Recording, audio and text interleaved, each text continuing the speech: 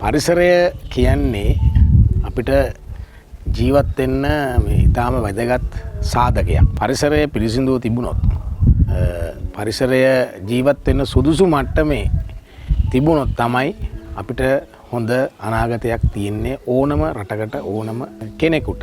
ඉතින් මේ පරිසරය රැකගන්න ක්‍රියාන්විතයක් තුන්වෙනි වරටත් ක්‍රියාත්මක වෙනවා ක්ලීන් අප් ශ්‍රී ලංකා කියලා ශ්‍රද්ධා ටීවී එකෙන් කරන්නේ මේක.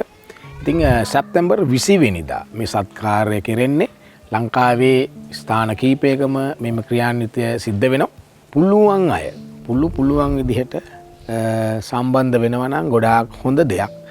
පරිසරය කියන්නේ අපි හැමෝගෙම පැවැත්මට තියෙන ප්‍රධානම සාධකයක්.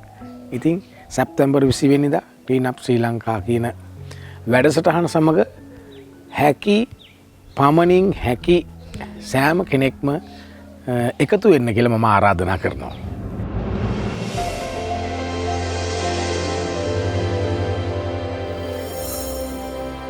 Clean up Sri Lanka.